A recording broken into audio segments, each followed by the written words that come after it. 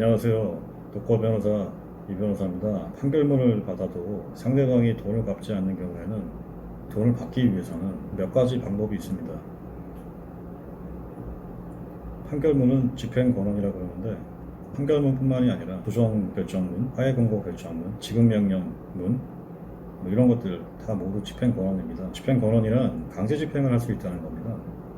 상대방이 돈을 갚지 않으면 그 집행권원을 근거로 해가지고 상대방의 재산을 파악해서 강제 집행을 할 수 있습니다. 채권 같은 경우에는 채권 압류 추심 명령을 신청해가지고 결정문을 받는 경우가 있는데 보통은 은행을 상대로 하죠. 상대방이 채무자가 되고 은행이 재산 채무자가 되는 겁니다.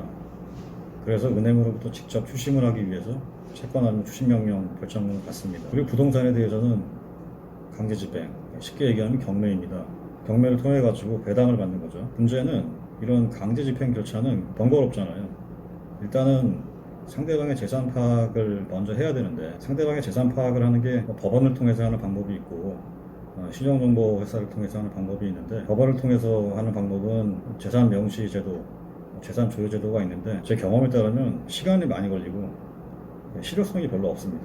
신용정보 회사를 통한 재산 조회 같은 경우에는 좀 빨리 재산 파악을 할 수 있는 장점이 있습니다. 그것도 물론 판결문이 필요합니다. 아무튼 간에 강제 집행을 하기 위해서는 번거로운 절차를 거쳐야 됩니다. 따라서 그런 강제 집행 절차를 거치지 않고 효율적으로 상대방으로부터 돈을 받아낼 수 있는 방법은 채무불이행자 명부 등재 신청이 가능합니다. 채무불이행자 명부 등재라는 것은 채무의 이행을 간접적으로 강제하기 위하여 채무를 자진하여 이행하지 않는 불성실한 채무자를 명부에 등재하여 일반인에게 공개하는 겁니다. 근데 이제 채무불이행자 명부 등재 신청도 만약에 상대방이 신용불량자이거나 재산이 없거나 이러면 효과는 없겠죠. 그래서 채무불이행자 명부 등재 신청이 효과적인 경우는 상대방이 재력이 충분함에도 불구하고 돈을 갚지 않는다거나 상대방이 직장이 번듯하거나 하는 일이 분명해요. 소득도 있고 그럼에도 불구하고 돈을 갚지 않는 경우 또는 상대방이 재력이 없다고 얘기는 하지만 배우자가 재력이 있다거나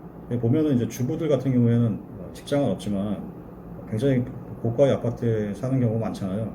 남편이 돈을 잘 벌어서 그렇게 배우자의 재력이 충분해 보이거나 이런 경우에는 채무불이행자 명부 등재 신청을 하면 효과가 있습니다. 왜냐하면 채무불이행자 명부에 등재가 되면은 거의 경제활동이 불가능해집니다. 신용카드도 정지되고 신용도도 최하로 하락되고 대출도 안 되고 일상생활이 거의 불가능해져요. 그래서 그런 악성 채무자들 재력이 충분하거나 아니면 직장이 번듯하거나 아니면 배우자가 재력이 충분하거나 이럼에도 불구하고 돈을 갚지 않은 그런 채무자들에게는 이 채무불이행자 명부 등재가 굉장히 효과적입니다. 실제로 저 같은 경우에도 채무불이행자 명부 등재 신청을 통해서 적게는 수백만 원, 많게는 수억 원까지 받아낸 적이 있습니다. 돈을 계속 안 갚다가 채무불이행자 명부 등재 신청을 하니까 바로 갚더라고요. 중요한 점은 채무불이행자 명부 등재 신청은 확정 판결이 있은 후 6개월 뒤에 가능합니다. 따라서 지금 돈을 받지 못하고 있는 분들은 확정 판결 후 6개월 뒤에 채무불이행자 명부 등재 신청을